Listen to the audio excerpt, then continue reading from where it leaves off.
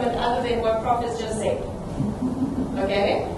Some of you are the same people. Sustainable procurement?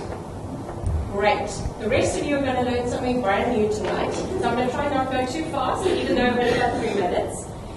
Essentially, it's about asking those questions that nobody really wanted to ask in the last 100 years about externalities. Externalities are not free. They are not simply profits to be announced somewhere on the stock exchange. They do cost. They cost society, they cost humankind.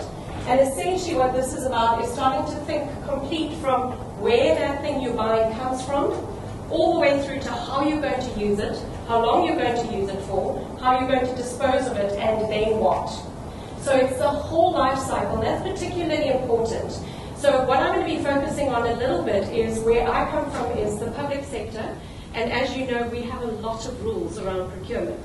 But even we are trying to ask these questions of ourselves. So it's not just about cost, which at the moment is very much the dominant discussion, but how do we start talking about value for money over life cycles to make sure that we also benefit society and the economy? Not only do we have to get value for money, but we must do justice by our communities, our local communities, not just our global community, and then making sure that we don't actually devastate the environment and then have to pay for it to be fixed at the same time. So it is asking those much broader concepts throughout the value chain.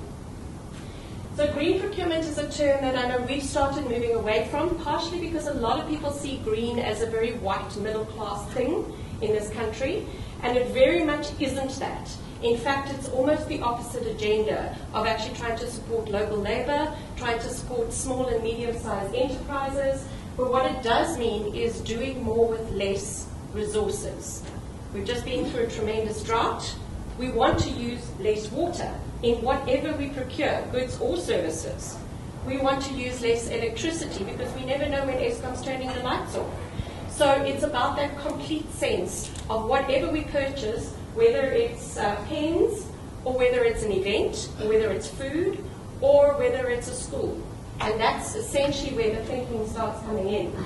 As you can see, it's SDG 12, so thank you very much for starting the process of that. But you'll see very much the scope of which we're working is the scope of the procurement regulations of the country, which every private business works within as well.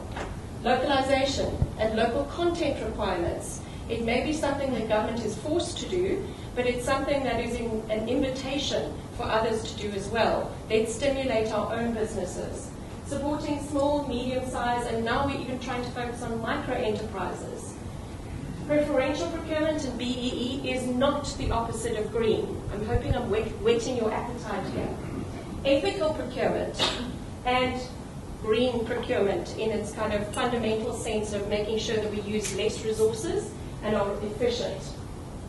So again, I've got some really nice slides I'm not going to have time to show you, but I am going to allow Elizabeth to circulate them. Total cost of ownership and life cycle cost are things we have constant debates about, and it's quite useful to have definitions for them. But what's really critical is the period over which you analyze your economic returns, the escalation that you use, the future value, the revenues, and these are not things that are only for the private sector. These are things that the public sector is looking at as well. Salvage value, the construction periods, initial capital, your subsequent costs, operation costs, maintenance, and then ultimately your decommissioning and what you're paying through each one of those. We did a study in Mossel Bay and Swartland, and this is essentially looking at how much our operations cost us in terms of utilities. Business as usual, sustainable costs. We see the difference between the two and the ability to save money over the operational time period as a real opportunity for the private sector. And with that, I hope I've whet your appetite. Yes. I think most certainly you've whet our appetite.